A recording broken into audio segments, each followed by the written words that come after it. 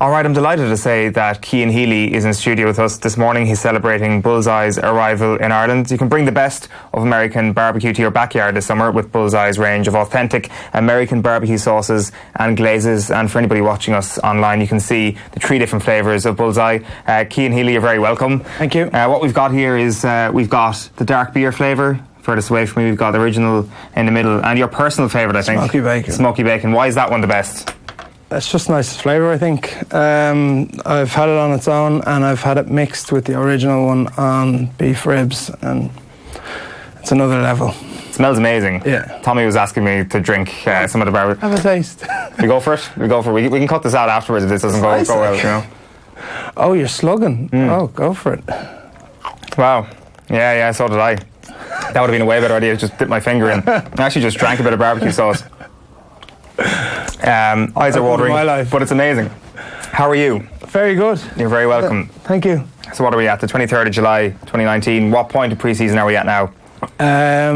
We are at a point where we are all out of the hotel for a week. It's kind of a download week, but you're given a schedule to go through, so you just have to get through all the sessions and hit all your markers, and it's kind of get away from camp and be at home for a bit. And what do you do when you're at home? Is it kind of keeping your mind off things, anything but rugby at that point, or what is it? Bit of everything. Usually when I get out of the hotel, fitting for today, I'm dying to get cooking.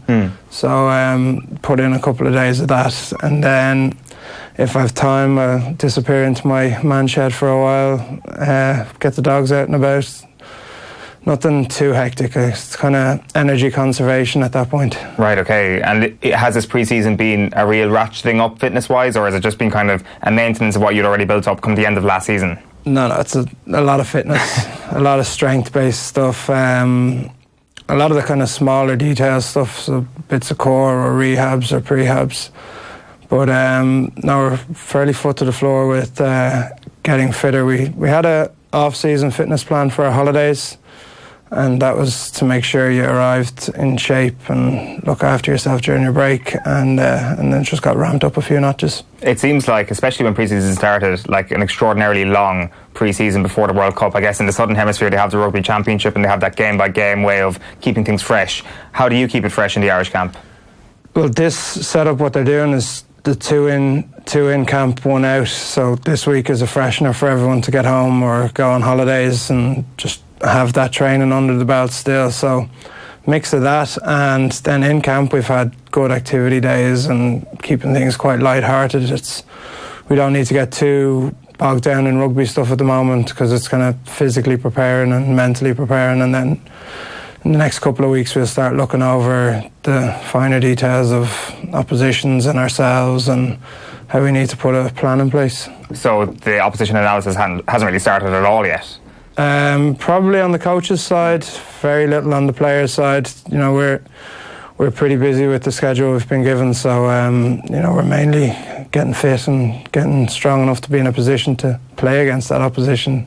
It's very interesting looking at the last couple of years of your career. Obviously, you've spoken at length about your own injuries and how you've managed to come back from that, and the new body shape that you've managed to come back with, a better version of Cian Healy perhaps, or certainly a different version of Cian Healy than we've ever had. Is that in your thinking when you come back from pre-season? I guess you can't allow yourself to go through the summer in too much of a relaxed state anymore, because do you have to look after yourself a little bit more nowadays? It was just a full lifestyle change on everything. I enjoy looking after myself more, and I enjoy doing sessions in my off time, doing a bit of fitness and testing myself, and they guided us with a couple of fitness tests with kind of score ranks where we should be aiming for, so I was at that for most of the summer. But for the most part, I'd be looking at fitness people on Instagram and copying their workouts and maxing myself against them, and just little bits like that. It's something I enjoy, you know, so it's not so much of a chore for me anymore. So you're looking at what people are doing on Instagram and saying, I can do just as good as that person? Well, there's a few that are ridiculous. So who are we talking here? There's one fella, Garage Athlete. Right. He's another level. He does sick workouts, so, you know, kind of look at them and tone them down maybe a little bit the odd time and try and chase some of his numbers, but it's tough. What do you constitute a sick workout now? Just bad rowing or burpee-based stuff or anything like it. Heavy fitness on the machines. Like, they're quite long sessions. Right, okay. It's not a 15, 20 minute, it's 40, 50 minute. And is that beneficial? Yeah, definitely. Yeah, it's not as opposed to more interval-based things. Oh, like, they all have their benefits, but when you're not playing games and you're in your off season, I think it's good to push yourself to a pretty sick place and not forget what that's like, because it's going to come around and you're going to have to go into games, and that's the place you have to go to. So it's just changing up the stimulus a little bit and trying different things. It's very interesting because some athletes are way better at enjoying being in that dark place, as some people describe it, the place where you're suffering, and everybody will get to that point in the championship minutes of a game, especially when it comes to this year's World Cup. Do you enjoy it more than other people? I used to hate it, and Mick Carney, that was at Leinster, slowly dragged me into it. How did he do that? I started to enjoy it because he was doing sessions, and he was kind of flicking me on his numbers, and so I was like, oh man, why would you do that to yourself? And slowly I started chipping at me, thinking, I'll give it a bash. I'll give it a bash when I have a bit more time. So I'm converted. And when you first give it a bash, what's that like? First time is usually hell. It's tough. Your kind of lungs are burning and falling off the rowing machine at the end of it. But you start to figure out technique and rhythm and get a bit better at it. Is there a particular thing going through your head in terms of motivation at that point when you're trying to push yourself beyond that limit? No, it's on the rower one anyway. I'd be looking at time-based stuff, or on the air bike it'd be calorie-based stuff. So you kind of just keep an eye on that and keep an eye on the breathing and look after that. And so if you see a target, basically, that's motivation enough for you to go after that? Yeah, definitely. Right. Okay, that's a pretty good way to be. Yeah. Because I was going to ask, like I mentioned there, in terms of how you managed to change your body shape and body composition over the last couple of years. I just saw a statistic that your weight at the last World Cup was 125 kg. I'm not sure if that's correct. 27. 127. What's your target for this year's World Cup, or what's the ballpark? I'm not really looking to change that much. I'm at anything from 111 to 115 now. So like mine can just go up and down in a couple of days. So if I'm during the week around 112, and then before the game I'll probably ramp it up to 115, 116 with the big carb load and fueling up the day before and plenty of hydration. But I kind of stopped massively worrying about weight when I got it back down, and more started thinking about how I feel and if I feel prepped and if the body feels good and limber. So that's kind of knocks on into the extra mobility sessions you're doing and how well you're looking after yourself with recovery and stuff like that. Do you feel much better now than you did this time 4 years ago? Oh, yeah. I couldn't say how I felt 4 years ago now, but yeah, that was a grim enough place to be in, and being massively unfit and not having a hand that was in great working order, and probably not strong enough in some areas and very strong in other areas. But yeah, to compare that to now, it's night and day. What were the areas that you weren't strong at? Most of my upper body stuff had gone because I wasn't able to lift the weight, to press the weight or whatever, and fitness was just shocking because I was carrying a weight that I shouldn't have been carrying, really. So we worked hard on it. I mean, we did a lot of extra fitness sessions, and I got to a point where I was pretty fit. But if I'm comparing that to now, it's just it wouldn't be on the same scale. When did you realise you needed to change that? Well, like I knew then. I knew then that I needed to get in better nick. I didn't know how much better nick I needed to get in, but a year after the World Cup maybe, when I started to properly feel good and properly feel like I was getting back. And then when we went on the tour to New York and Japan, then I just got a bit of a light bulb moment of change a lot and stick to it. And is that all coming from yourself, or somebody else helping you turn on that light bulb? I don't know. Not sure. I can't remember. Like, the lads always tell me to get fitter, because front rower you can never really be fit enough. So that's constantly in your head, and you're constantly hearing that.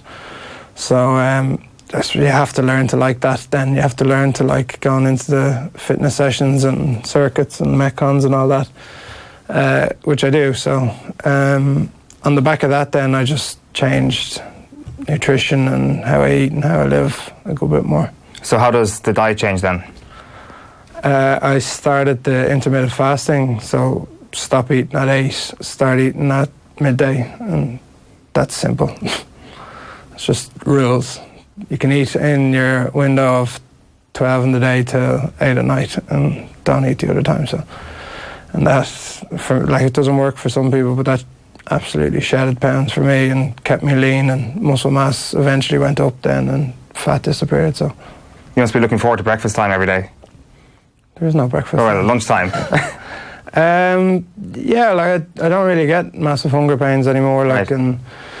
And for the first couple of months, I was gasping for lunch and that. But now more so, I get to lunch and it's the point of I probably should eat now because I've got another session in the afternoon, and you can't go too long after a heavy session in the morning without fueling up. So it's easy to me now, I suppose. Yeah, it's mad because like most people would listen to that and think that's such it's an impossible task for some people on paper, but you're saying after you try it a little bit and give it a couple of weeks perhaps, it actually becomes second nature?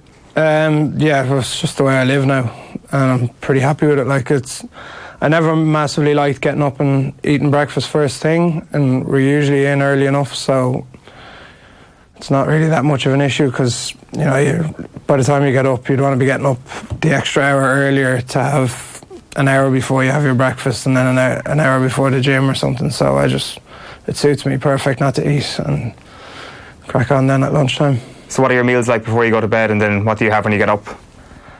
Doesn't matter. I don't have to massively track it because I'm getting my calorie intake over a full day into an 8-hour window. So you go after it healthy, and I'm mad into cooking and meats and all that. So I spend a lot of time doing it. So it just depends on the day and what I want to eat. You mentioned that at the top, that when you have this little bit of time off, you like to go into the shed, or you like to cook as well. Yeah. So is there a go-to dish that you say if before you fast tonight now, what will be the dish that you'll turn to? Not tonight now, I don't have time for it, but beef ribs would be my piece de resistance. Is there a secret ingredient? Is there a secret way of cooking them that gets the best out of them? I do a couple of different styles. Slow on the barbecue, heavily smoked. Then you do the oven style, then onto the barbecue, lashings of sauce and make them sweet. And you can tinker around with what way you want to have it. And will you be having that the week of a game, when you're carb load, or when you're trying to carb load as well? No. Stay away from that. When it's carb loading, is it just pasta, potatoes, whatever it may be, just to try and get back up to a rugby weight? Yeah. Pretty much the boring stuff. Well, pizzas. Like I'm open. You'd have pizza the week of a game? I'd have pizza the night before a game, yeah. So when the likes of Michael Phelps and all them talk about having 17 McDonald's or whatever it is before they go into a gold medal race, they're telling you the truth, really? Yeah, probably. Just get as much food into you before the day of a big game? Yeah, it's just fill the bus and you're going to have to empty it anyway, so... the other thing you spoke about there was whatever you might be doing now, which is going into your shed. What do you do in your shed? It's knife making, isn't it? It is, yeah. How did this interest start?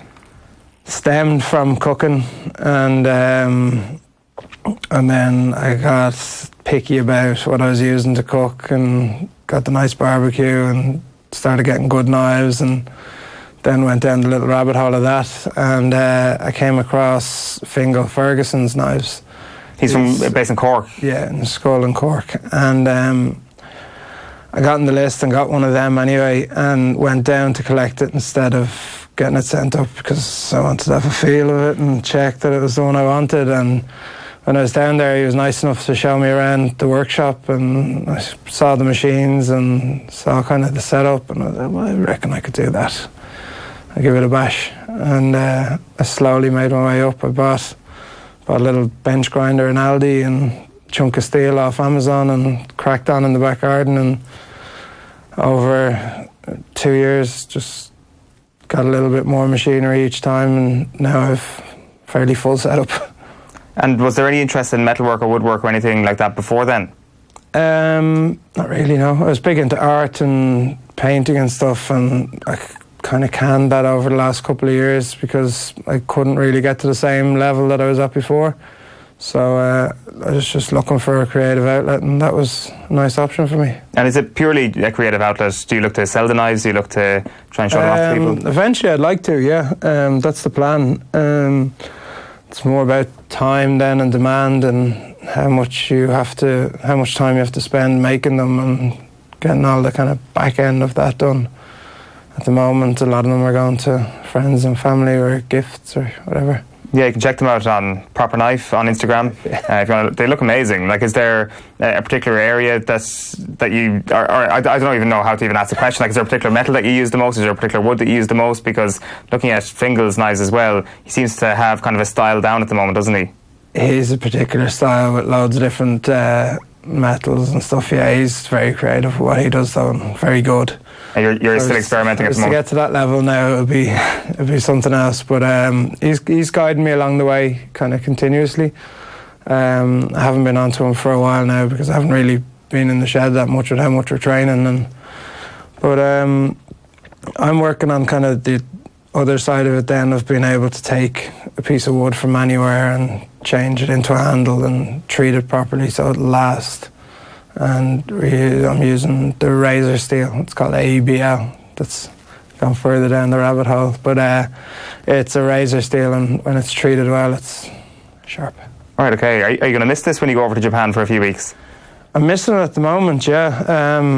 I haven't really had the chance. I got in and tidied the shed, and that was about it for me. So all going well and go to Japan. I will miss it, but I have looked at knife makers over there that I would try and visit. Right, okay. Should I be lucky enough to travel. Yeah, of course, you'd be lucky enough to travel at this point.